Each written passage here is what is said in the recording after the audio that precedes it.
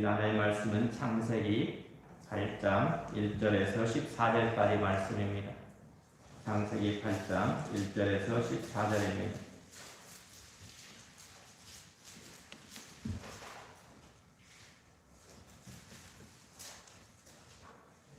창세기 8장 1절에서 14절까지 여러분이 한 절씩 교독하겠습니다. 하나님이 노아와 그와 함께 방주에 있는 모든 들짐승과 가축을 기억하사 하나님이 바람을 땅에 불게 하시매 물이 줄어들었고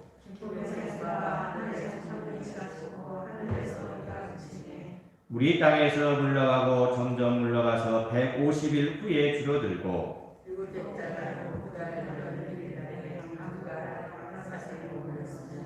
물이 점점 줄어들어 열째 달 곧 그 달 초하룻 날에 산들에 봉우리가 보였더라. 까마귀를 내놓음에 까마귀가 물이 땅에서 마르기까지 날아 왕래하였더라.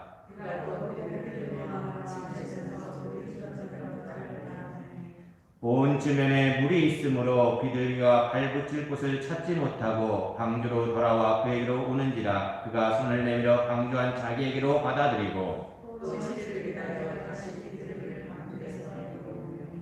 저녁 때에 비둘기가 그에게로 돌아왔는데 그 입에 감람나무 새 잎사귀가 있는지라. 이에 노아가 땅에 물이 줄어든 줄을 알았으며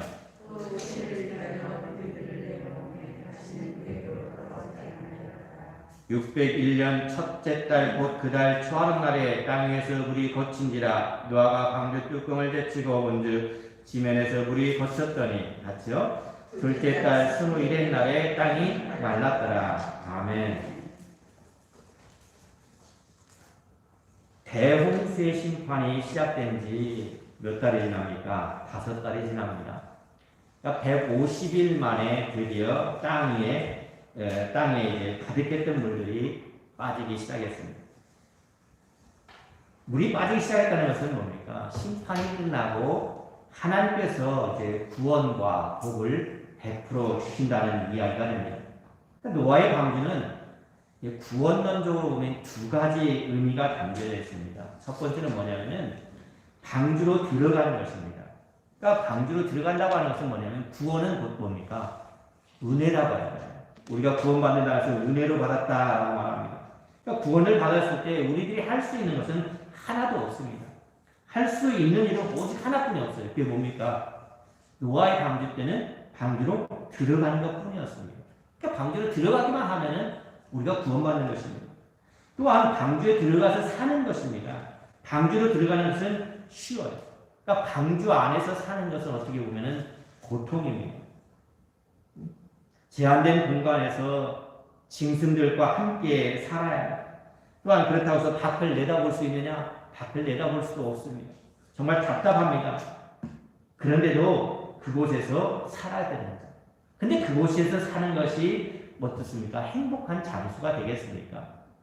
짐승들과 같이 1년 동안 같이 살아야 되는데 그것이 행복한 삶이 될 수가 있겠습니까? 그러나 하나님의 특별한 간섭으로 말미암아 이 방주와는 복받는 장소로 변했다는 것입니다. 방주로 들어가는 것이 구원이라고 한다면은 방주 안에서의 삶은 구원받는 성도의 삶, 구원의 삶을 가르쳐주고 있습니다. 그러니까 구원받은 사람들이 방주에서 그러면은 영원히 살아갑니까? 그렇지 않잖아요. 방주에서는 영원히 살지 않습니다. 방주의 삶은 끝이 있습니다. 물이 모두 빠지면 어떻게 됩니까? 방주 밖으로 나오게 되어 있습니다. 이것이 바로 구원의 삶인 것입니다. 자, 1절을 보시기를 바랍니다. 8장 1절요. 같이 한번 읽습니다. 시작. 하나님이 노아와 그와 함께 방주에 있는 모든 들짐승과 가축을 기억하사 하나님이 바람을 땅에 불게 하시매 물이 줄어들었고. 그러니까 하나님은 물로 심판을 하셨죠. 그러나 이제 심판 뒤에는 뭐가 있어요? 항상 구원이 있습니다. 한 번 죽는 것은 사람에게 정해져 있지만은 그건 심판이잖아요. 그 심판에는 구원받는 사람이 있다는 거예요. 그러니까 1절에서는 우리는 두 가지 사실을 발견할 수가 있어요. 하나는 뭐냐면 전반부에서 하나님은 노아와 그 함께 있는 모든 들짐승들과 육축을 뭐 했다고 했습니까? 기억했다 그랬어요. 기억했다고. 그러니까 기억했다는 말은 뭐냐면은 돌보셨다는 것입니다. 그러니까는 방주에 들어가서 내버려 둔 것이 아니라 너희들 마음대로 살아라 이렇게 내버려 둔 것이 아니라 그 방주에서 들어가서 살도록 그들을 돌보셨다는 것입니다. 그러니까 방주에 들어가는 것보다 방주에 사는 일은 더 중요하다. 그곳에서 죽지 않고 평안하게 잘 사는 것이 매우 중요하다는 거예요. 노아의 가족들과 동물들이 이 방주 안에서 복된 삶을 살 수 있었던 까닭은 하나님이 그들을 어떻게 했다고요? 기억하였기 때문에 그렇습니다. 그러니까 하나님께서 노아와 그 가족들과 동물들을 기억하셨습니다. 사람들이 그렇죠. 잊혀진다는 것만큼 외로운 것이 없습니다. 그러니까 사람들이 외로워하는 것은 왜겠습니까? 사람들은 잊혀진 것이 자기가 잊어버려졌다고, 누군가 잊혀졌다고 생각하기 때문에 외롭습니다. 누군가가 나를 기억해 준다는 것, 누군가가 나를 사랑해 준다는 것은 정말 복인 것입니다. 그렇기 때문에 어떻게 보면 그리스도인들은 항상 나를 사랑해 주는 사람이 있다는 거예요. 누가요?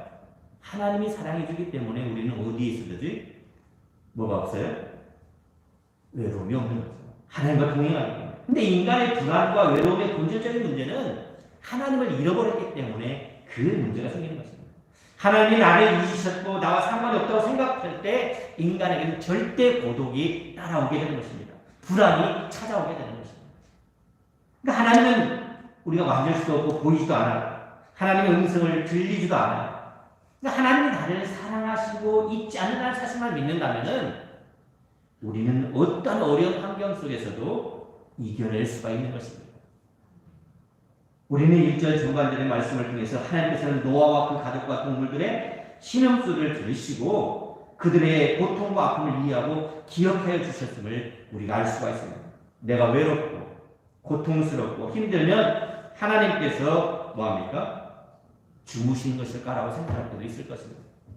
내가 그렇게 열심히 하는데도 하나님 안 보이시니까 하나님 어디 계시지라고 생각될 때도 있습니다. 내가 이렇게 고통받고 있는데 하나님께서 내 고통을 알고 계십니까? 라는 의심이 생길 수도 있습니다.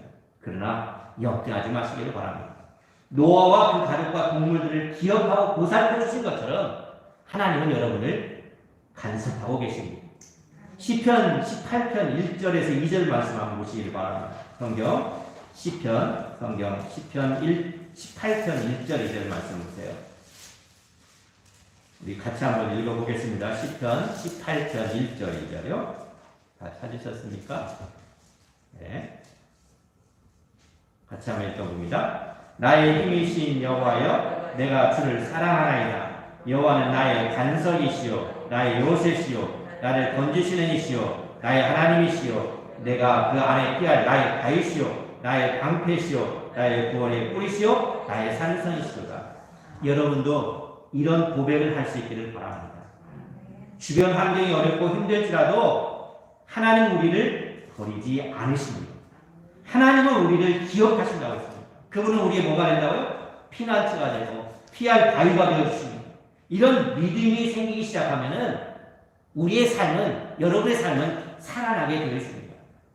절망에서 살아날 수가 있는 것입니다. 어떤 병이나 위기가 있다고 할지라도 불가능해서도 살아날 줄로 믿습니다. 그러니까 눈에 보이지 않고 귀에 들리지 않고 손에 만져지지 않더라도 의심하거나 두려워하지 마시기를 바랍니다. 가장 어렵고 답답할 때 하나님은 여러분과 가장 가까이 함께 계십니다. 사람들은 자신이 가장 힘들고 어려울 때 하나님이 떠났다고 생각합니다. 혹시 여러분들이 그림 가운데 그 해변의 발자국을 기억하십니까? 두 사람이 걸어가다가 한 발자국만 생기고 다시 두 발자국이 있는 그런 그림이 있습니다. 그러니까 한 사람이 이 하나님 앞에 보면 하나님 여기는 왜 혼자 걸어갔습니까? 라고. 근데 그때 보니까는 자기가 가장 힘들고 괴로울 때였어요. 하나님 나 이렇게 힘들고 괴로울 때 하나님 어디 계셨습니까? 나 혼자 왜 내버려 두셨습니까? 라고 말합니다. 그때 하나님의 음성이 뭐라고 들립니까? 내가 너를 업고 걸어갔다 라고 말합니다. 우리가 가장 힘들고 어려울 때 하나님께서는 가장 우리와 가까이 계신다는 거죠. 부모가 건강한 자녀보다 병든 자녀에게 더 관심이 있는 것처럼 문제 있고 상처받은 영혼, 고난 중에 있는 그 성도에게 하나님 특별히 간섭하시고 기억하시고 함께 하신다는 것을 기억하시기를 바랍니다. 하나님이 보이지 않는 것은 왜 그럴까요? 우리의 슬픔이 너무 크면은 하나님이 보이지 않아요. 제가 많이 자주 예를 드는 것 가운데 이런 것이 있어요. 이게 떨어지는 이유는 왜 떨어집니까? 이게 떨어지는 이유가 하도 오래전에 배워서 잘 기억 안 나서 이게 만유인력이잖아요. 이게 떨어지는 게. 그러니까 이 만유인력의 법칙에서 이 당기는 힘이 있는데 그 당기는 힘보다 내 손의 힘이 더 크면 뭡니까? 더 이상 안 떨어진다는 거죠. 그러니까 우리가 생각할 때 우리의 슬픔이 더 크다고 생각하면 하나님이 보이잖아요. 근데 그 슬픔보다 더 크게 더 우리가 가까이 있는 분이 누구냐면 우리의 하나님이십니다. 하나님이 가까이 계실 하나님께서 가까이 계신 하나님을 우리는 계속해서 만나야 됩니다. 그러므로 여러분의 가까이 계신 그 하나님께 영광 돌리시기를 바랍니다. 참으로 예배라고 하는 것은 그렇습니다. 많은 기독교인들이 있지만 예배를 드리면서도 변화된 모습이 없어요. 10년 전이나 20년 전이나 몇 년 전이나 변화된 모습이 없어요. 왜 그럴까요? 예배 때 하나님의 영광을 보지 못하기 때문에 그렇습니다. 그러니까 예배 때마다 하나님의 영광을 봐야 되는데 그걸 보지 못하기 때문에 그 하나님의 영광을 보는 방법은 뭐겠어요? 하나님 말씀을 통해서 살아 움직여야 되는 거잖아요. 근데 그렇지 못하니까 계속해서 똑같은 상태로 반복되는 어떻게 보면 종교 생활을 하고 있는 것과 같은 모습이 드러나고 있습니다. 여러분을 기억하시고 계시며 여러분의 신음소리를 듣고 계시는 그 하나님께 영광을 돌릴 수 있기를 바랍니다. 자, 출애굽기에도 이런 예가 등장합니다. 이스라엘 백성들의 애굽에서 뭐합니까? 노예 생활하면서 신음소리를 합니다. 그때 하나님은 어떻게 합니까? 이스라엘 백성들의 신음소리를 듣고 때를 기다리셨습니다. 이스라엘 백성들이 아이고 힘들어요. 우리는 여기서 내보내주세요 라고 말할 때 바로 내보내주신 것이 아니라 하나님께서는 그 때를 기다리십니다. 하나님은 여러분을 위한 계획을 가지고 시간을 잘 관리하고 있어요. 하나님은 일찍 오시지도 늦게 오시지도 않습니다. 내가 원하는 때와 하나님이 원하신 때가 딱 맞을 때 그때 모든 것이 해결됩니다. 근데 그것이 맞지 않을 때는 고통스러운 것이죠. 이 모세가 아브라함이 아들 이삭을 들으러 갈 때, 산을 갈 때 모리아산을 걸어갑니다. 모리아산까지 며칠을 걸어갑니까? 3일 밤낮을 갑니다. 그러니까 자기 아들을 뭐하러 갑니까? 죽이러 간단 말이죠. 근데 죽이러 갈 때 아브라함이 이쪽에서 이렇게 모리아산을 걸어가면은 이쪽에서 누가 옵니까? 하나님이 오셔요. 아브라함이 한 발자국 뛰면 하나님이 한 발자국 뛰고 탁탁탁탁 가서 딱 어디서 만납니까? 모리아산에서. 그래서 그때 뭐라고 합니까? 여호와 이레라고 하는 것입니다. 하나님께서 모든 걸 준비해요. 그러니까 우리는 뭐 하기만 돼요? 믿음으로 달을 떼기만 하면 되는 거예요. 그게 참 힘들죠, 그런데. 하나님께서 보이지 않는 곳에서 나를 향해서 가까이 오시고 그때를 다 이루시기 위해서 준비하시고 나가신다는 거예요. 잉태된 아이는 어머니 뱃속에서 10달 동안 있어야 합니다. 이것은 방주 안에서 사는 것과 똑같아요. 해산은 방주에서 나온 것과 같습니다. 이것이 구원입니다. 임신은 하루면 됩니다. 그러나 태중에서 10개월이 지내야 한 생명은 태어나고 한 인간으로서 성숙한 삶을 살기 위해서는 최소한 20년, 30년의 시간이 기다려집니다. 이것이 그리스도인들의 삶인 것입니다. 예수 그리스도를 믿으면 구원을 받지만 구원의 완성에는 시간이 필요합니다. 연단을 위한 고난과 여러 가지 환경이 필요합니다. 그러니까 구원을 뭐라고 합니까? 이루어 가라라고 말하고 있는 것입니다. 하나님은 이스라엘 백성들이 애굽에서 종살이 할 때 그들의 신음소리를 들으시고 한 사람 모세를 다 예비해 두셨습니다. 그러니까 하나님의 때가 크면은 모세를 통해서 이스라엘 백성을 젖과 꿀이 흐르는 땅, 가나안 땅으로 인도하게 될 것입니다. 그러니까 가나안 땅으로 들여보내기 위해서 하나님은 이스라엘 백성을 광야에서 몇 년 동안 40년 동안 훈련시킵니다. 마찬가지로 여러분을 천국 백성 복된 사람, 하나님의 사람을 만들기 위해서 하나님은 잠깐 여러분을 고난 속에 연단시킬 줄 알고 훈련시킨다는 것을 잊지 마시기를 바랍니다. 두 번째는 1절 하반절에 뭐가 있냐면은 하나님이 뭐라고 했습니까? 바람을 땅에 불게 하시네 물이 줄어들었고 라는 말이 있습니다. 그러니까 비가 40주야로 쏟아졌습니다. 40주야로 쏟아가 물이 땅에 이제 하얗겠잖아요. 그러니까 5달 동안 노아의 가족과 동물들은 방주에서 정말 기가 막힌 그런 생활을 했을 것입니다. 그러니까 어떻게 보면은 우리가 은혜를 받아도요 고통은 따릅니다. 은혜를 받았다고 고통이 없는 것이 아니다. 그러니까 구원받은 그 방주 속에서의 삶은 어떻게 보면은 이 노아의 가족들에게는 고통이었을지도 모릅니다. 그러니까 하나님이 노아의 가족들과 동물들을 기억하셨기 때문에 이제 바람을 이용해서 물을 빼기 시작했습니다. 그러니까 바람이 물을 먼 위치로 가게 했다는 거예요. 그러니까 하늘에서 온 것은 어디로 갑니까? 하늘로 가고 땅에서 온 것은 땅으로, 바다에서 온 것은 바다로 가게 하셨습니다. 이것이 바로 두 번째 메시지입니다. 우리가 하나님께서 아무것도 하지 않는 것처럼 생각할 때 하나님은 무엇인가를 하고 계십니다. 하나님은 침묵하고 계신 것 같지만 침묵 뒤에는 위대한 역사를 행하시는 하나님이심을 우리는 알게 됩니다. 하나님은 실수하지 않습니다. 하나님께서는 잘못 계산된 적이 한 번도 없습니다. 하나님은 늦게 오신 적이 없어요. 가장 적합한 때에 가장 적합한 장소에서 가장 정확하게 이루어지시는 분이 우리 하나님이십니다. 여러분의 기도에도 그렇게 응답해 주실 믿습니다. 고린도전서 10장 13절에 보면은 사람이 감당할 시험밖에는 너희가 당한 것이 없다고 그랬습니다. 오직 하나님의 부사 너희가 감당하지 못할 시험을 당함을 허락하지 않는다고 그랬습니다. 또한 우리가 시험 당할 쯤에 되면 뭘 주신다고요? 피할 길도 내사 너희를 능히 감당하게 하신다라고 말씀해 주고 있습니다. 여러분이 당할 시험은 그러므로 능히 뭐 할 수 있다고요? 이길 수가 있는 것입니다. 감당할 만한 시험만 주시겠다고 말씀하셨기 때문에 혹시 감당할 수 없을 때는 피할 길을 열어주시겠다고 말씀하십니다. 그분이 우리의 하나님이십니다. 하나님은 홍수를 일으키시고 하지만 물을 빼내시고 땅을 마르게 하십니다. 참 우리나라의 이 코로나의 어려움이 언제 끝날지 아무도 모릅니다. 그러나 걱정하지 마시기를 바랍니다. 때가 되면 어떻게 될까요? 물러나게 되어 있습니다. 그 때가 될 때까지 우리는 뭐 해야 돼요? 인내하며 주님께 영광을 돌려드려야 돼요. 사람들이 많이 불평하고 원망합니다. 그럴 때일수록 우리들이 더욱더 하나님의 영광을 드러내는 삶을 살아내야 되는 것입니다. 개인적인 위기를 만났을 때 끝없이 영원할 것 같지만 걱정하지 마십시오. 끝은 반드시 있습니다. 위기는 영원하지 않는 것입니다. 고난도 영원하지 않습니다. 하나님의 의도와 목적을 이루신 후에는 물을 빼기 시작합니다. 여러분의 위기 속에 하나님께서 물을 빼는 역사가 있기를 간절히 바랍니다. 여러분의 위기가 예수님의 이름으로 떠나가기를 간절히 바랍니다.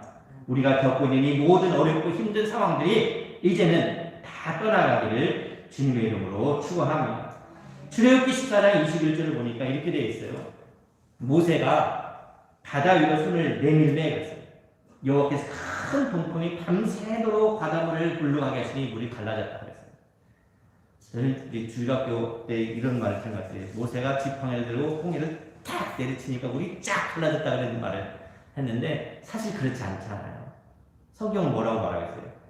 손을 내밀매 밤새도록 동풍이 불어 물을 갈렸다 그랬어요. 금방 쫙 갈라진 것이 아닙니다. 그러니까 이스라엘 백성들이 애굽을 떠나 적과 꿀이 가나안 땅을 향해 갔잖아요. 그들이 홍해 앞에 이뤘을 때 앞에는 바다요, 뒤는 이 바로의 군사들이 따라오는데 그들은 죽을 수밖에 없는 그런 상황이 처했습니다. 그때 모세가 손을 들고 기도하다 바람이 불기 시작했어요.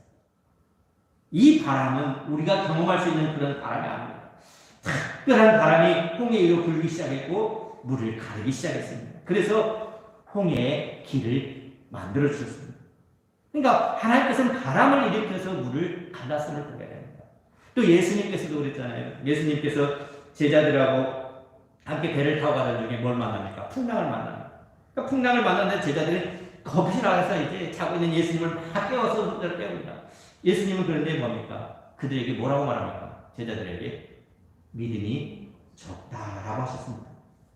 이 말은 내가 있는데, 내가 그 자리에 있는데 왜 두려워하느냐. 예수님이 함께 있는데 두려워하고 있다는 것입니다. 하나님이 계시는데 왜 두려워하냐는 것입니다. 여러분이 마마가라 수치를 당하지 않는다는 것입니다. 하나님이 여러분과 함께 하십니다. 두려워하지 마시기를 바랍니다. 놀라지 마십시오. 하나님은 누구의 하나님입니까? 나의 하나님이 되십니다. 예수님이 바람과 바다를 꾸리시자 놀랍게 그 풍랑은 잔잔하게 됐습니다. 그분이 바로 예수님이십니다. 하나님은 바람과 파도를 주관하시는 분이십니다. 자, 2절 3절을 보세요. 창세기 8장 2절 3절 같이 읽습니다. 시작. 기쁨의 샘과 하늘의 창문이 닫히고 하늘에서 비가 그침에 물이 땅에서 흘러가고 점점 흘러가서 150일 위에 줄어들고. 그러니까 기쁨의 샘과 하늘의 창문이 어떻게 됐습니까? 닫히고라는 말이었습니다. 그러니까 이 닫히고라는 말은 이제 원 위치가 되었다는 말이에요. 심판을 끝내실 무렵에 하나님께서는 원래 위치로 돌리셨다는 것입니다. 그러니까 여러분에게 있는 이 고난이 변화해서 복이 되기를 바랍니다. 건강을 잃어버린 사람은 하나님께서 더 큰 건강을 주실 것이며, 기업을 잃어버린 사람은 더 큰 기업을 주실 것이고, 자녀 때문에 눈물을 흘린 사람들은 자녀 때문에 기쁨의 웃음을 갖게 될 줄로 믿습니다. 이제 비는 그쳤습니다.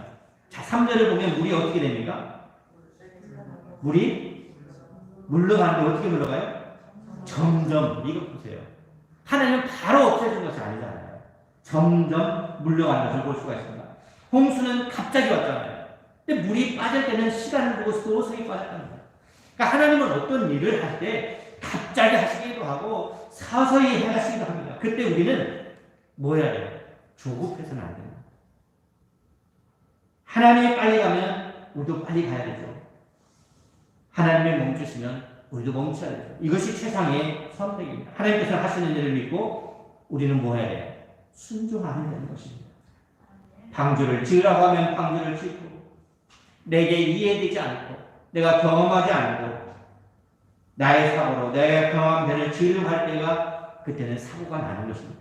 하나님이 성막을 지으라고 하면 성막을 짓고, 이것보다 더 위대한 건 없습니다. 자, 물이 어떻게 합니까? 천천히 빠지기 시작했습니다. 물이 천천히 빠지는 것이 바로 우리의 구원의 삶 속에서 하나님이 간섭하는 하나님의 섭리인 것입니다. 예수는 오늘 우리가 믿을 수 있어요.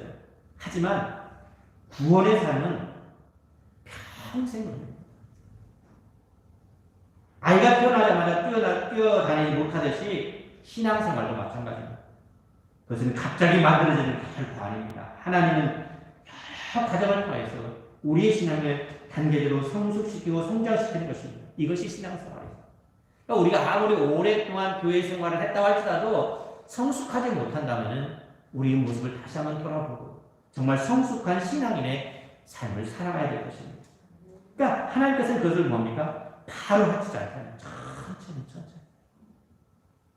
그러니까 우리가 구원받고 예수님을 믿고 구원받은 사람들이 바로 막 변화돼가지고 반짝합니다. 그러다가 어떻게 됩니까? 또 시들 때가 있어요. 그것은 왜 그럴까요? 이 지속성이요. 우리가 교회에 와서는 막 하나님 말씀을 듣고 은혜 받았다고 막 기분 좋은데 밖으로 나가면서 어떻게 합니까? 짜증내고 하나님 은혜를 언제 받았냐처럼 살아갈 때가 있다. 우리의 신앙은 지속적으로 계속해서 단계적으로 올라갈 것입니다. 자, 4절 5절을 같이 읽습니다. 시작. 일곱째 달 곧 그 달 열일의 날에 방주가 아라산에 머물렀으며 물이 점점 줄어들어 열째 달 곧 그 달 초하루 날에 산들의 공기가 보였더라. 그러니까 2월 7일, 17일 홍수가 시작돼서 7월 17일 방주가 아라산에 머물렀습니다. 그때부터 뭡니까? 물이 빠지기 시작했습니다. 그러니까 아라산은 원어로 보면은 아라рат의 산들. 그러니까 오늘날로 말하면 이제 뭐 우리가 산맥이라고 하잖아요. 태백산맥, 뭐 소백산맥 이렇처럼 아마 이 산들을 지칭하는 것 같아요. 그러니까 이 아라산은 어디 있냐면 지금의 오늘날의 이란, 터키, 이 러시아 이 국경에 있는 이 줄기입니다. 산맥이죠. 그러니까 그 산들 중에 한 곳에 방주가 머물렀다는 거예요. 시편 104편 4절, 6절, 8절에 보면은 이 재밌는 표현이 이 노아의 방주와 상관해서 나타나는데 거기 보니까 이렇게 돼 있어요. 바람을 자기 사슴으로 삼으시고 불꽃으로 자기 사역자를 삼으시며 물이 산들 위로 솟아올랐으나 산은 오르고 골짜기는 내려간다니. 보세요. 산은 뭐였습니까? 올라가고 골짜기는 내려갔다. 그러니까 지금 보면은 노아의 홍수에 대한 것을 과학적으로 기록했다는 아마 책을 몇십 권 써도 부족할 거예요. 그러나 성경에 있는 이 짧은 몇 구절 속에는 놀라운 말씀이 있어요. 그 속에 환상이 있고 놀라운 비밀들이 있는 것인데 말씀을 읽으면 마치 우리가 그 당시에 있는 것처럼 홍수가 나는 그 상황이 만난 것처럼 상상이 되잖아요. 그러니까 이것이 바로 하나님의 말씀이에요. 또한 우리 중에 우리가 천국에 가본 사람은 있습니까? 없잖아요. 가본 사람은 없지만 천국에 갔다 온 것보다 더 확실하게 우리 마음에 천국을 이루고 살고 있습니다. 산들이 꺼지고 땅들은 뭐였습니까? 솟아올랐다고 그랬잖아요. 창조 과학자들은 말하기는 히말라야 산맥이라든지 알프스 산맥, 안데스 산맥은 모두 아주 젊은 산들이라고 말합니다. 그리고 이 산에서는 뭐가 발견됩니까? 물고기와 조개 같은 화석들이 발견됐다고 합니다. 또 아시아에서는 섬들로 된 나라들이 많은데 이것들은 뭐냐면 높은 산이 뭐였습니까? 꺼져서 봉우리만 남은 것이라고 말하기도 합니다. 그러니까 또 내륙 지방에 물고기 화석들이 나타나고 있습니다. 어떻게 이런 것들을 증명할 수가 있겠습니까? 노아의 홍수라는 역사적 사실만이 이것을 설명이 가능케 하는 것입니다. 성경의 말씀은 1.1획도 뭐라고 했습니까? 틀림없는 하나님의 말씀으로 믿으시기를 바랍니다. 그러니까 1.1획이라는 말이 어디서 나왔냐면은 이 히브리어에는 이 점을 찍는 게 있습니다. 이게 모음에 점을 이렇게 찍는 게 있어요. 그러니까 몸을 점을 이렇게 우리가 생각하는 점인데 그 점이 있고 없고에 따라서 단어가 달라져요. 뜻이 달라져요. 그렇기 때문에 그 1.1획도 뭐가 될까요? 하나님 말씀은 큰 없다는 거잖아요. 그러니까 과학으로 이것을 다 평가할 수가 없어요. 왜냐하면은 과학은 뭐예요? 완성된 게 아니에요. 계속해서 미완성이에요. 그렇기 때문에 완성을 향해서 계속해서 나가다 보면은 끝이 없어요. 그러나 하나님의 말씀은 뭡니까? 하나님의 말씀은 영원합니다. 산 봉우리가 보이기 시작한 날이 며칠이냐면 10월 1일이라고 했습니다. 그다음 2월 1일. 그리고 홍수가 난 지 이제 며칠이 됩니까? 7개월 13일째 되는 날이 바로 이제 6절 7절에 등장합니다. 6절 7절요. 같이 읽습니다. 시작. 40일을 지나서 노아가 그 방주에는 창문을 열고 까마귀를 내려오며 까마귀가 우리 땅에서 말하기까지 날이 막내하더라. 그러니까 노아도 이제 마음이 뭐 있을까요? 조급했습니다. 물이 이제 비는 안 오는데 빗소리가 흔들리는 것 같은데 나가고 싶은데 노아는 창문 열고 까마귀 한 마리를 내보냅니다. 근데 그 까마귀가 뭡니까? 까마귀가 날이까지 나라 막내하였다. 돌아왔어 안 돌아왔어요? 왔다는 말은 없잖아요. 네, 돌아오지 않았어요. 계속 날아다니는 거잖아요. 그렇죠? 그 다음에 8, 9절을 보세요. 8, 9절 같이 읽습니다. 시작. 그가 또 비둘기를 내놓아 지면에서 물이 줄어들었는지를 알고자 하매 온 지면에 물이 있으므로 비둘기가 발붙일 곳을 찾지 못하고 방주로 돌아와 그에게로 오는지라 그가 손을 내밀어 방주한 자기에게로 받아들이고. 그러니까 까마귀가 돌아오지 않자 노아는 무엇입니까? 비둘기 한 마리를 또 내보냅니다. 그러니까 비둘기는 돌아다니다가 앉을 곳이 없어서 다시 방주로 돌아왔다 그랬습니다. 그러니까 노아는 다시 일주일 후에 그 비둘기를 또 내어보냅니다. 이것이 이제 10절, 11절입니다. 시작. 또 7일 기다려 다시 비둘기를 방주에서 내놓으심에 저녁 때에 비둘기가 그에게로 돌아왔는데 그 입에 감람나무 새 잎사귀가 있는지라 이에 노아가 땅에 물이 줄어든 줄을 알았으며. 그러니까 놀랍게도 이 비둘기는 감람나무 잎사귀를 물고 돌아왔다는 것입니다. 그러니까 물이 빠지기 시작한 거예요. 그래도 노아는 문 밖으로 나갔습니까? 안 나갔습니까? 나갈 수가 없어요. 나가지 않았어요.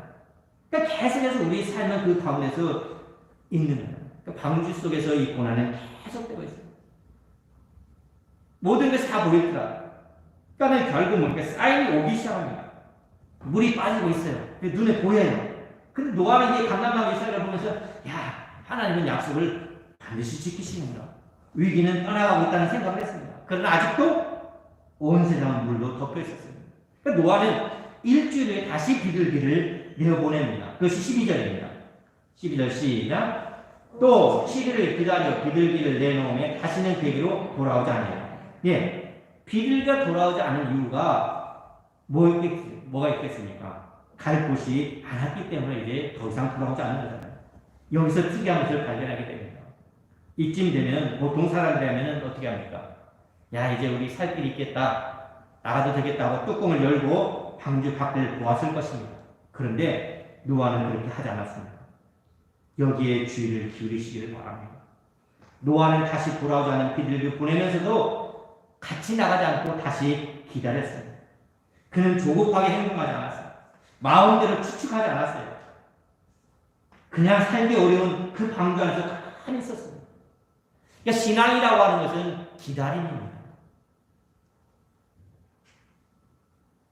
기도하는 대로 즉시 응답되면 얼마나 좋겠습니까? 그러나 그렇지 않을 때도 많습니다. 그러면 혹시 내가 기도를 잘못하고 있는 것은 아닐까? 혹시 하나님이 나를 버리신 것은 아닐까 하는 의심이 생깁니다. 어떻게 보면 이것이 우리의 신앙생활인지도 모릅니다. 그러나 하나님의 때를 기다리시기를 바랍니다. 예수를 처음 믿을 때는 기쁘고 놀랍고 감격이 있습니다. 그러나 이것이 신앙생활이 아닙니다. 신앙생활은 현실이잖아요. 노아가 방주 안으로 들어갔을 때만 해도 야, 우리 살았구나 감격했을 것입니다. 그러나 방주 안에 사는 일은 정말 고통 그 자체였을 겁니다. 그러니까 구원이라고 하는 것은 한순간에 이루어지잖아요. 그러나 여러분이 예수님을 닮아가는 것은 평생 걸리는 것입니다. 그러니까 사람들은 이것을 싫어합니다. 그렇기 때문에 사람들은 뭐라고 합니까? 나 죽을 때 예수 믿을 거야 라고 말하는 것입니다. 죽음을 언제 안다면 그렇게 해도 듣겠지만 그러나 방주 안에서 이곳 예수님을 닮아가는 평생 가는 길. 사람들은 예수를 믿으면서 마치 천국, 유토피아를 정말 생활을 꿈꿉니다. 여러분이 가진 환상을 만족시키는 방법은 뭐겠습니까? 그것은 죽는 것밖에 없습니다. 천국에는 그런 것이 아니라 우리들이 사는 세상에는 질병도 있고 고통도 있고 자식 때문에 눈물이 흘리는 일도 있습니다. 이것이 어떻게 보면 현실이다. 그러니까 우리는 우리에게 당한 고난을 빨리 끝내려고 합니다. 그러나 하나님은 우리에게 뭐라고 합니까? 야, 좀 더 기다리라고 하십니다. 고난을 좀 더 겪으라고 하십니다. 매일매일 싫어하는 사람과 함께 살아가는 것이 우리의 신앙생활이죠. 보기 싫은 사람과도 함께 얼굴을 맞대면서 있어야 되는 것이 우리의 삶입니다. 예수 믿지 않는 사람과 예수 믿는 사람과 동일하게 고난이 있습니다. 그러나 예수 믿는 사람의 고난에는 누가 함께해요? 하나님이 함께 하신다는 겁니다. 이것이 다릅니다. 우리에게는 하나님이 계시고 하나님의 약속이 있습니다. 우리에게는 믿음이 있습니다. 구원은 은혜이지만 삶은 믿음으로 이루어지는 것입니다. 저는 여러분이 이런 신앙의 현실을 이해할 수 있기를 바랍니다. 우리도 기다려야 하지만 하나님도 가만하십니까? 기다리고 계십니다. 하나님은 물을 한꺼번에 다 뺄 수도 있었습니다. 그러나 물이 빠지는데 몇 년이 걸렸어요? 며칠이 걸렸습니까? 거의 1년이 걸렸어요. 물이 다 빠지고 노아가 방주에서 나올 때까지 1년이 걸렸어요. 그래서 노아는 방주에서 나올 수가 없었어요. 하나님보다 앞서지 마시길 바랍니다. 그러니까 노아의 위대함이 여기 있는 거예요. 그래서 노아는 방주에 들어갈 때 하나님 들어가라고 말씀하셨잖아요. 그러니까 나오라는 말을 들어야만이 나올 수가 있었어요. 근데 그 말이 들리잖아요. 언제요?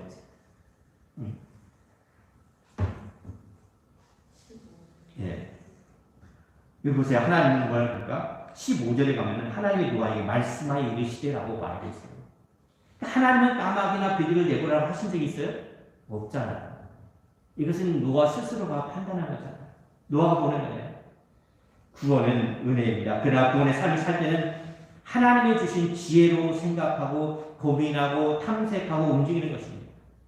그러니까 많은 사람들이 착각하는 것이 그래요. 우리가 예수님을 믿고 구원받았어요. 그럼 구원받은 사람은 모든 것을 다 하나님 다 해주실 줄로 믿어요. 근데 그렇지 않을 때가 많다는 거죠. 사실은 여기 노아가 하나님의 말을 듣지 않고 까마귀와 비둘기를 내보낸 것은 노아의 지혜였어요. 그렇잖아요. 너무나 많은 사람들이 감나무 밑에서 감만 떨어지기를 기다리는 것을 보고 있어요. 내가 할 일을 하지 않으면서 하나님께서 모든 것을 해달라고 요구할 때가 많다는 거죠. 그러니까 내가 할 수 있는 일이 분명히 있어요. 그러니까 학생들이 그러잖아요. 공부는 하지도 않고 몸만 보기를, 시험 성적만 잘 나오기를 바라는 거죠. 그것은 잘못된 거죠. 하나님은 우리의 종이 아니에요. 우리가 하고 싶은 대로 다 해주는 것이 아니에요. 우리가 하나님의 종이 되어야 돼요. 자, 13절을 보십시오. 13절 같이 읽습니다. 시작. 601년 첫째 달 곧 그 달 초 하는 날에 땅 위에서 물이 거친지라 노아가 방주 뚜껑을 제치고 본즉 지면에서 물이 거쳤더니 해가 바뀌었어요. 잖아요. 601년 첫째 달 해가 바뀌었단 말이에요. 물이 거쳤을 때야 비로소 노아는 방주 뚜껑을 제치고 확인했습니다. 그렇지만 여전히 노아는 방주 안에 있었습니다. 왜요? 하나님의 말씀이 없었기 때문에. 자, 14절을 보십시오. 둘째 달 21일 날에 땅이 말랐더라. 우리가 보기에는 방주 밖으로 나와도 될 것 같아요. 왜? 땅이 다 말랐기 때문에. 그러나 하나님의 때가 아직 이르지 않았다는 거예요.